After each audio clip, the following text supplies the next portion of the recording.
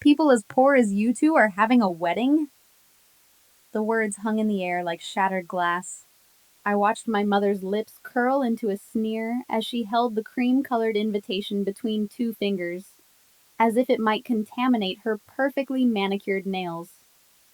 The Italian restaurant suddenly felt too small, too hot. Golden light from the Murano chandelier cast shadows across her face, making her look like a stranger. Beside me, Adam didn't flinch. He simply reached for the wine bottle, his movements calm and deliberate, and refilled her glass. Always the gentleman, even when being gutted alive. Across the table, Iris, my younger sister, pressed her napkin to her lips, but not before I caught the smirk. She'd been waiting for this moment, I realized. Probably choreographed her reaction in the mirror that morning. The clatter of silverware against porcelain seemed deafening in the silence that followed. Other diners at Bella Vista continued their conversations, oblivious to the small massacre happening at table 7. Mom, I managed, my voice steadier than I felt. We're hoping you'll reconsider. It would mean everything to have you there. She pushed the invitation across the white tablecloth like it was a bad hand at poker. I'm busy that day. Iris is getting promoted. We're having a proper celebration for someone who's actually accomplished something. The knife twisted deeper.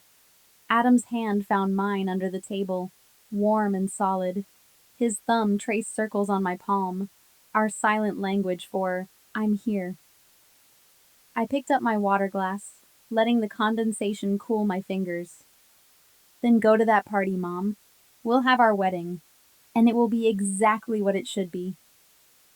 She turned away, already dismissing us, already gone. 5 years ago, I didn't know that rock bottom could feel like home. The startup was called Quantum Leap, ambitious name for a company that crashed in 6 months. I was Adam's partner then, just partners, splitting instant ramen and dreams in a converted warehouse in Soma. The day the investors pulled out, everyone scattered like roaches when the lights come on. Everyone except me. I found him sitting on the floor, surrounded by papers, the afternoon sun cutting through the dusty windows. He looked up when I walked in, surprise flickering across his face. Shouldn't you be job hunting? He asked. Probably. I set down 2 coffees. Terrible vending machine coffee. All we could afford. But I figured we could wallow together first, then rebuild.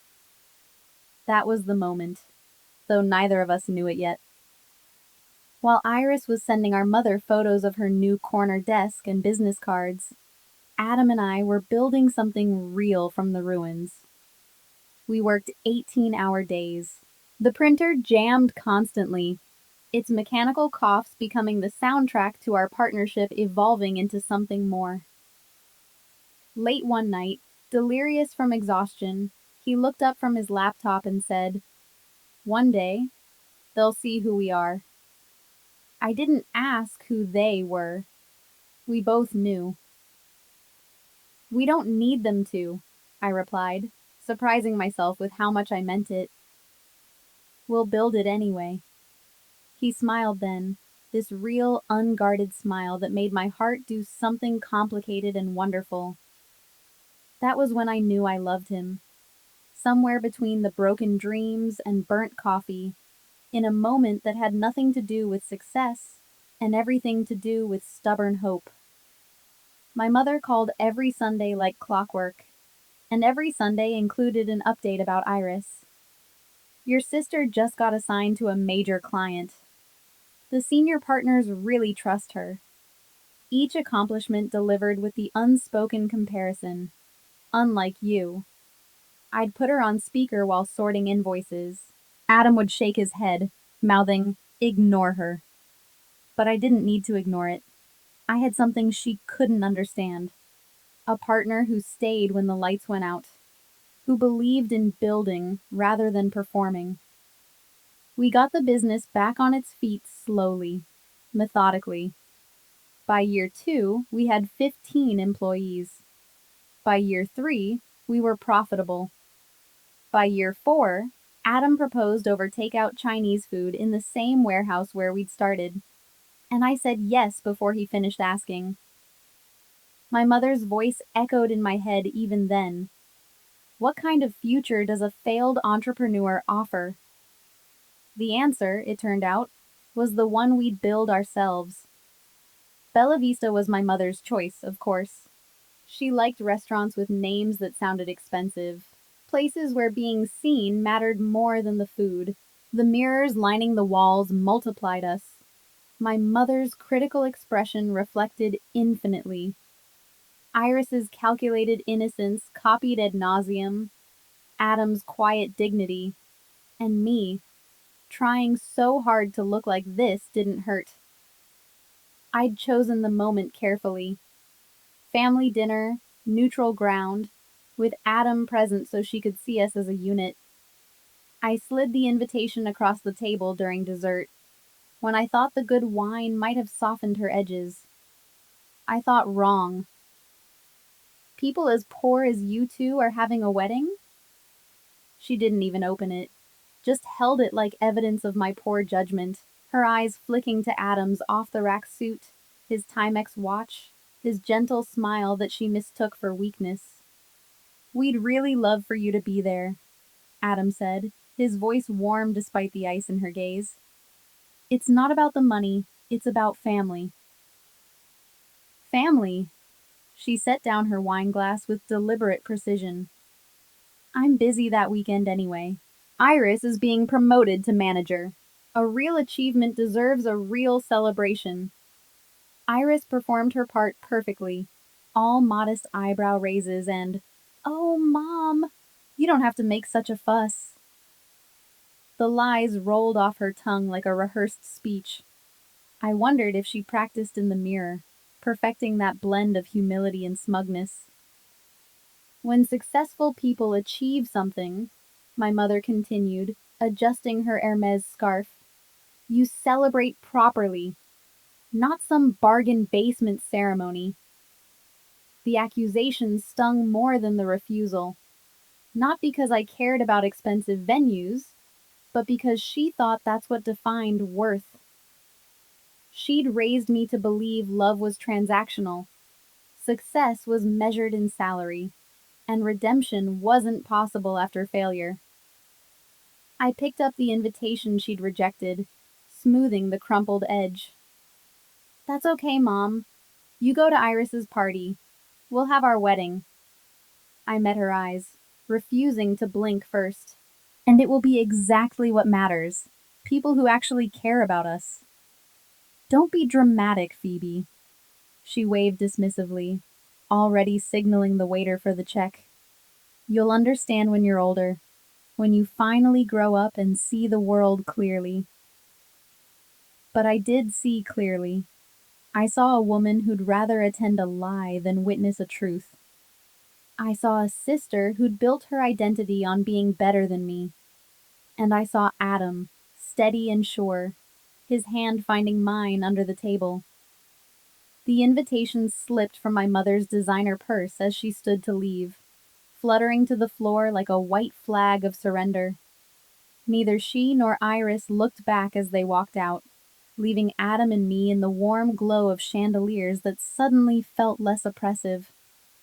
"Well," he said softly, "that went about as expected."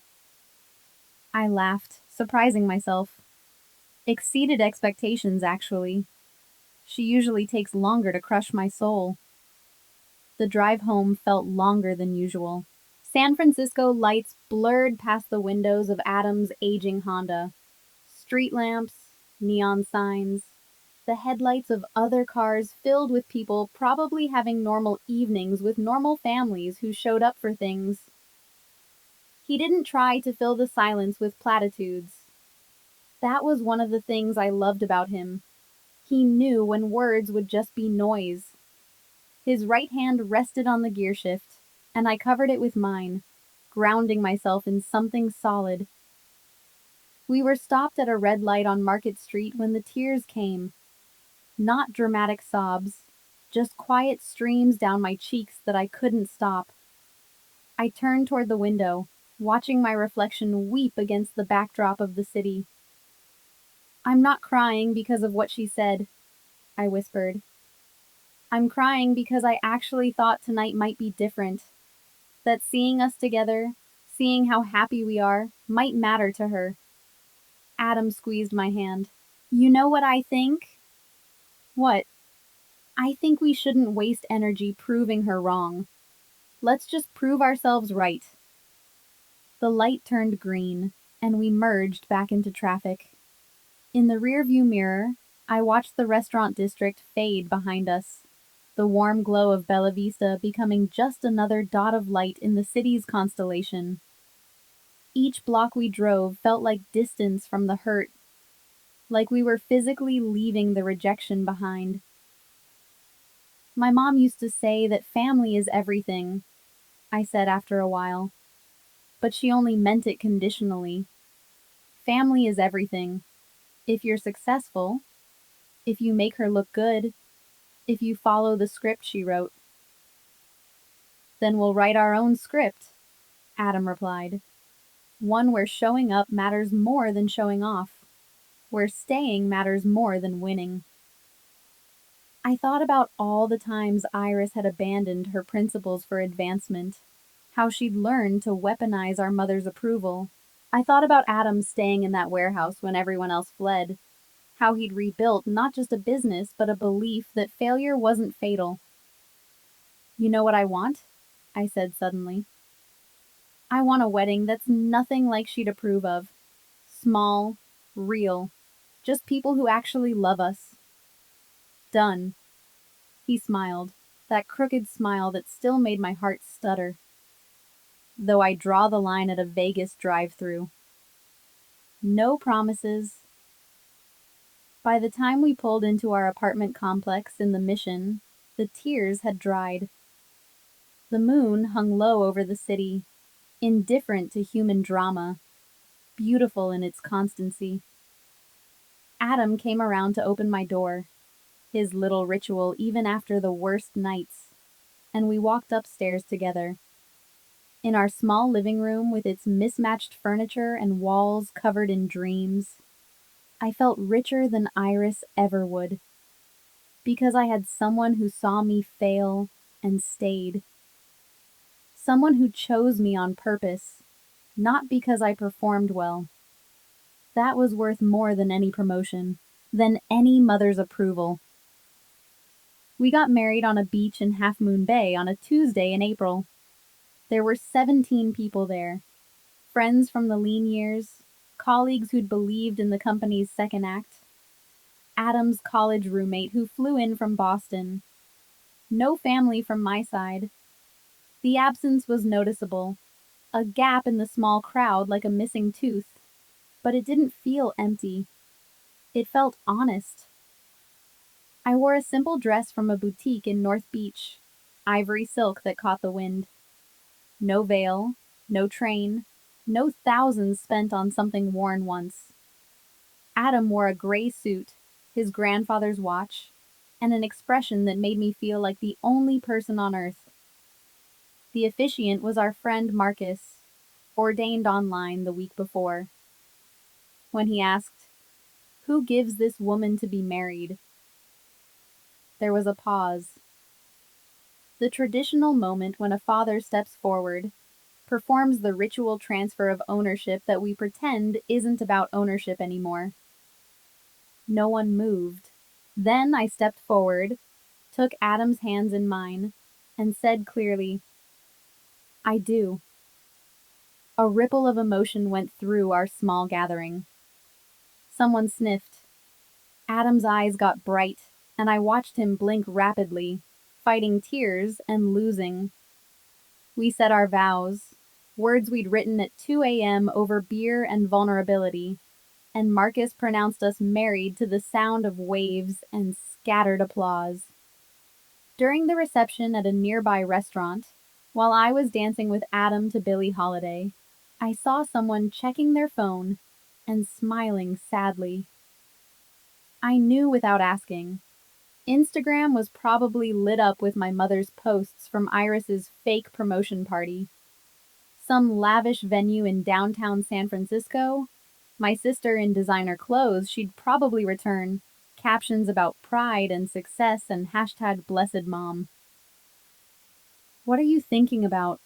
Adam murmured, swaying with me. How perfect this is, I replied, and meant it. The string lights, the sound of genuine laughter, the way the sun painted everything gold as it set over the Pacific. How I wouldn't change a single thing. Later, someone showed me Mom's Instagram. Photo after photo of Iris at what looked like a corporate event at the Fairmont. Champagne towers and speeches, and a banner congratulating her promotion. The caption read, "So proud of my successful daughter. Some children make you shine. Hatch, I'm proud mom. Success, hash, family first." I handed back the phone without comment. Let her have her performance. Let Iris bask in manufactured glory. Meanwhile, I had the real thing, a partner who'd seen me at my worst, and decided that was when I was most worth loving. We spent our wedding night in a bed and breakfast overlooking the ocean, where the sound of waves drowned out everything else. No honeymoon in Europe, no luxury resort, just us, salt air, and the future we'd build together. Somewhere in San Francisco, my mother was probably still posting photos. Here I was becoming someone who didn't need her validation to feel whole. That felt like winning. My sister was very good at lying. It was practically an art form. I didn't know the full extent until later, but the pieces started coming together through mutual acquaintances. Iris worked at a mid-sized tech company in the financial district. Not quite prestigious enough to brag about, but respectable enough to build fantasies around. She was a contractor, 6 months into a renewable position. No promotion, no management role, just a decent job doing decent work, which apparently wasn't enough for her, or for our mother's insatiable need for bragging rights. So Iris created an elaborate fiction. First came the social media blitz, carefully staged photos at her desk with "working late on the big project" captions, screenshots of calendar invites to meetings with impressive sounding names, a new blazer, expensive, probably maxed out her credit card, photographed with "dressing for the role you want" hashtags. Then the party. She'd told Mom she was being promoted to manager, a complete fabrication. To sell it, she'd rented a private room at the Fairmont, invited coworkers under the pretense of a team celebration, and positioned herself as the guest of honor. She'd even had a banner made. "Congratulations, Iris!" The coworkers came for free food and drinks, confused but willing to play along. One of them, Sarah, mentioned it to her boyfriend, who happened to work in Adam's building. Small world, San Francisco. "Your sister works at Quantum Innovations?" He'd asked me at a gallery opening a month after our wedding. "I guess she does," I replied, barely interested. Iris and I hadn't spoken since the dinner. "Funny thing," he continued, taking a sip of wine.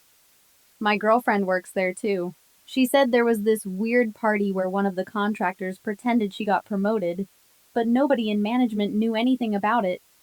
Total mystery." I felt something cold settle in my stomach.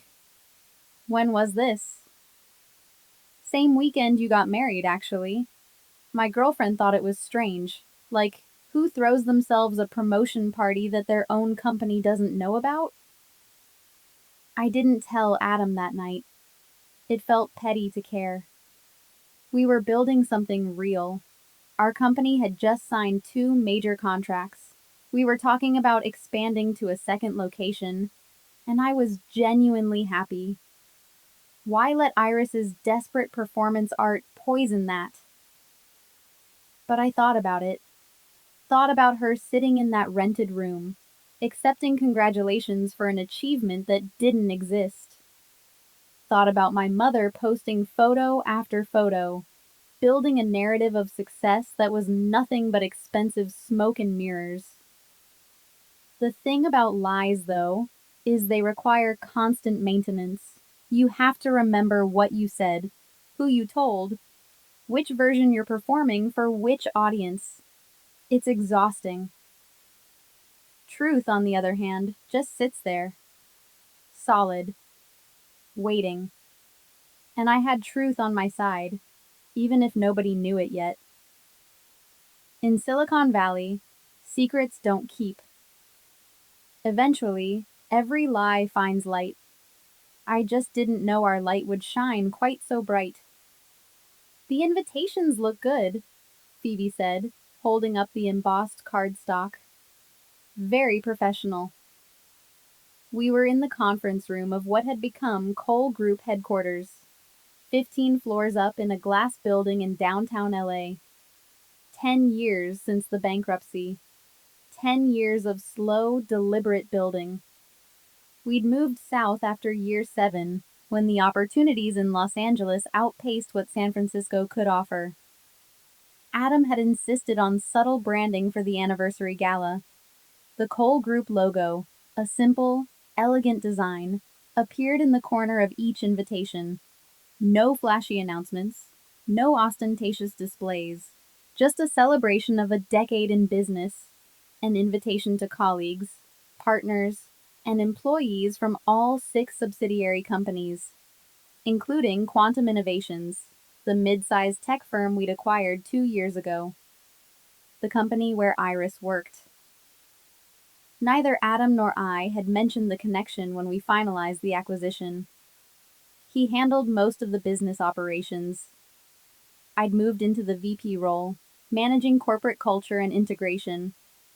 We were good at keeping business and personal separate. We'd had to be.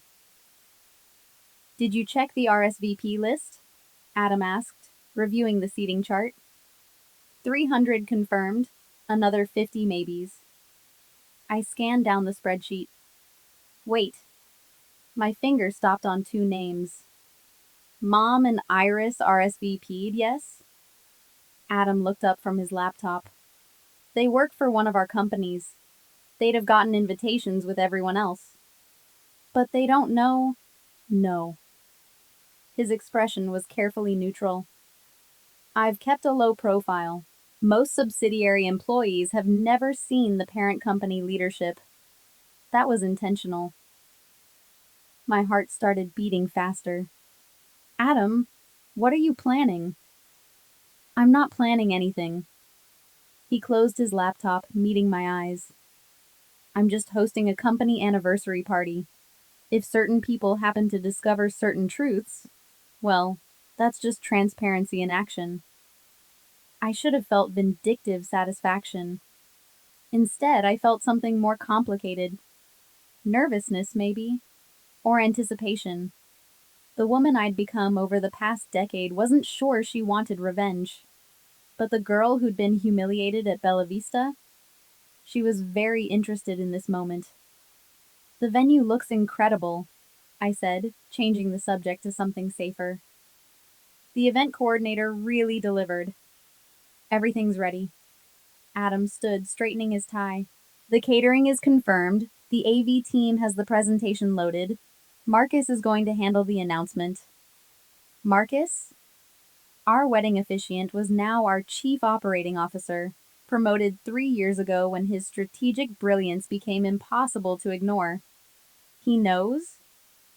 He insisted. Adam smiled. Said, and I quote, I was there when you two had nothing but hope and instant ramen. I'm not missing this. The invitations sat in neat stacks, ready for final distribution. I picked one up, running my finger over the embossed logo. Cole Group. Our name, our decade, our truth. Justice doesn't always roar, I murmured, remembering something my college philosophy professor used to say. Sometimes it just shows up right on time. Sometimes, Adam agreed, it's just dinner served warm. The ballroom at the Millennium Biltmore was exactly the kind of venue my mother would appreciate. Crystal chandeliers, marble columns, the weight of old money and new success mingling under soaring ceilings. 300 guests mingled with cocktails as a string quartet played softly in the corner. I spotted them near the bar. Mom in a designer gown she'd probably bought specifically for this event. Iris in something sleek and black that screamed, "I belong here." They were studying the room with identical expressions of evaluation, trying to figure out the hierarchy, who mattered most. Neither had seen me yet. I was backstage, watching through a gap in the curtains, my heart hammering against my ribs. "You okay?" Marcus appeared beside me, immaculate in his tuxedo. "Surprisingly, yes." I smoothed down my gown, deep emerald silk that Adam had helped me choose. "Nervous, but okay." "Good." He squeezed my shoulder. "Because it's showtime." The lights dimmed. The crowd quieted. I watched Mom grab Iris's arm, her face animated, probably thinking this was Iris's company event, that her daughter was somehow important here. Marcus took the stage, his voice amplified by perfect acoustics. "Good evening, everyone. Thank you for celebrating 10 years of the Cole Group with us tonight. A decade ago, this company was just an idea in a warehouse. 2 people, 1 broken dream, and the audacity to try again." I saw Mom lean toward Iris, whispering something, probably asking which executive Iris knew well enough to warrant the invitation. "Tonight, we honor the vision and perseverance of our founder." Marcus paused for effect, his smile genuine. "Ladies and gentlemen, please welcome the president and CEO of the Cole Group, Mr. Adam Cole." The applause swelled as Adam walked onto the stage. I watched through the curtain gap as realization dawned on my mother's face. The color drained from her cheeks. Iris's wine glass trembled in her hand. Adam's voice carried perfectly across the room. "I once lost everything. Not just money or a business, but the belief that success could be built on anything real. Then I met someone who taught me that failure isn't fatal, that showing up matters more than showing off, that the right partner makes you brave enough to start over." He paused, his eyes finding mine even through the curtain. "I rebuilt this company with my wife, my partner, the woman who stayed when everyone else ran. Please welcome our Vice President of Operations, Phoebe Cole." The curtain opened. Spotlights caught the name placard at my place on the stage. VP, Phoebe Cole. I walked out to genuine applause from people who knew my work, respected my contributions, had no idea about the family drama they were witnessing. I didn't look directly at my mother. Didn't need to. In my peripheral vision, I saw her sink into her chair, saw Iris's hand fly to her mouth. Somewhere in the room, a wine glass shattered against marble floor. The sound of illusions breaking, I thought, and smiled. I found them in the coat check area 20 minutes later, a small alcove away from the celebration. Mom sat on a bench, her designer purse clutched in her lap like a shield. Iris stood against the wall, mascara smudged, staring at her phone like it might offer an escape route. They both looked up when I entered. The silence stretched tight as a wire. "Quite a surprise," I said finally, keeping my voice neutral. "You could have told us."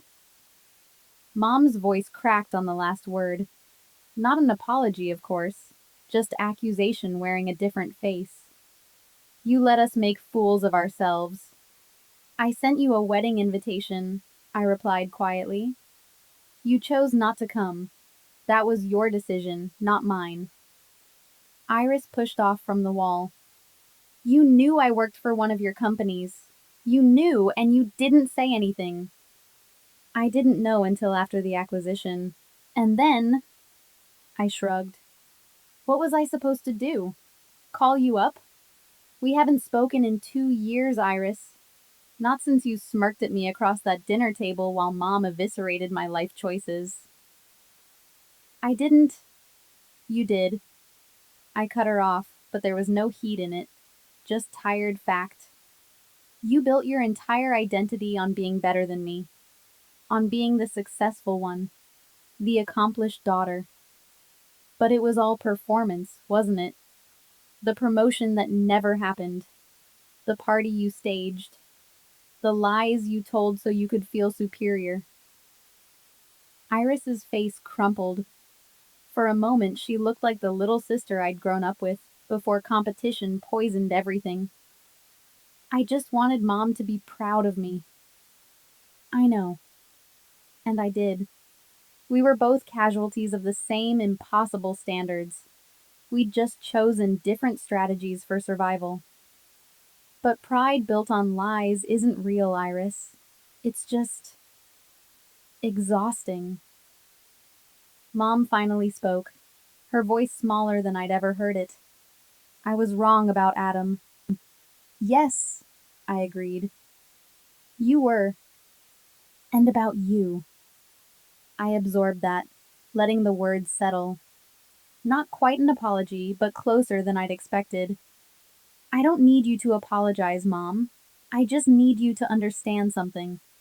The man you dismissed as a failure? He taught me more about worth than you ever did. He showed me that falling down isn't the end, that the measure of a person isn't their bank account or their job title. I moved toward the door, ready to return to my celebration, to the life I'd built in spite of her doubts. Then I paused, looking back at two women who suddenly seemed much smaller than they had in my memory. You can stay if you want. There's plenty of food, and the speeches are done. Or you can leave. Either way, I'm good. Adam was waiting in the hallway, patient as always. He raised an eyebrow in question. Complicated, I said, taking his arm. But I'm okay. Yeah? He studied my face. Yeah. We walked back toward the music together. 3 weeks later, I sent my mother a text. Dinner at our place this Sunday? Nothing fancy, just us. She replied 6 hours later. What time?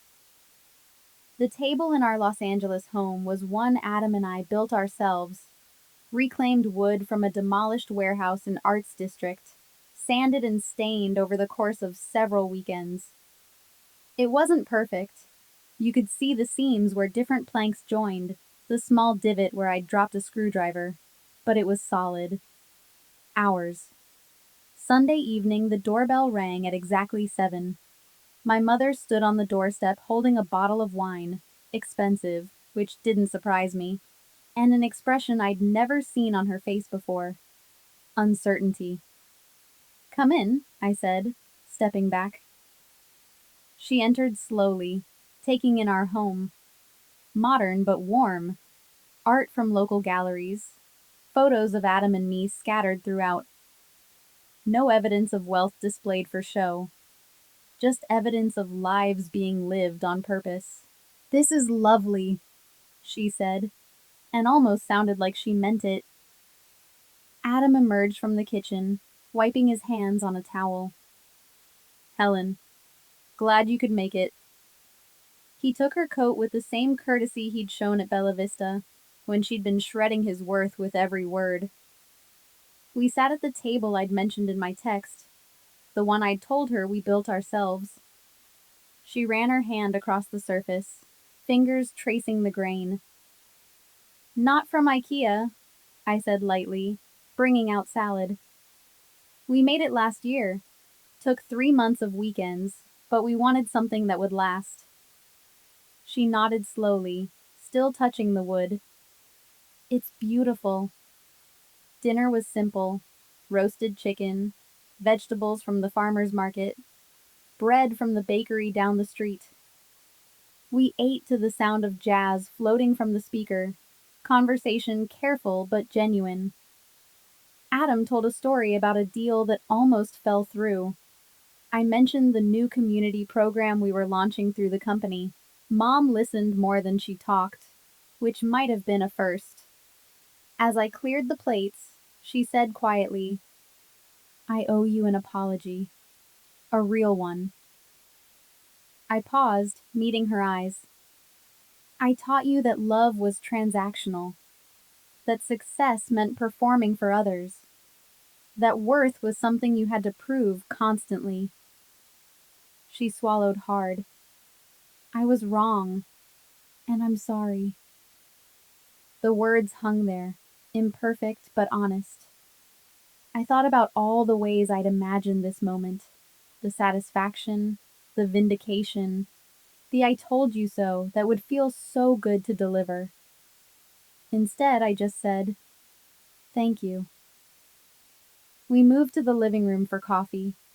The moon rose over Los Angeles, visible through our floor-to-ceiling windows, turning the city below into a constellation of possibilities.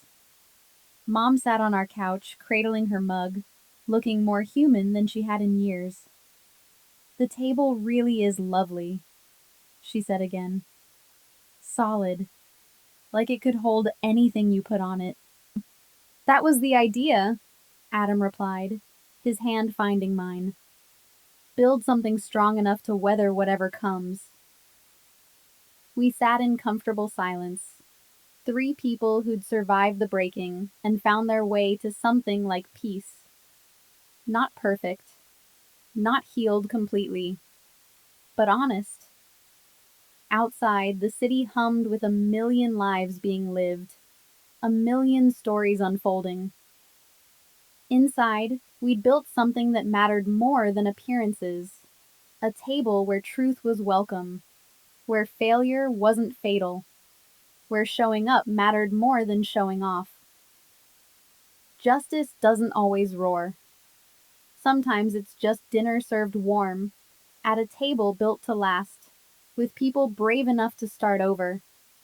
And that, I thought, watching my mother laugh at one of Adam's terrible jokes, was exactly enough.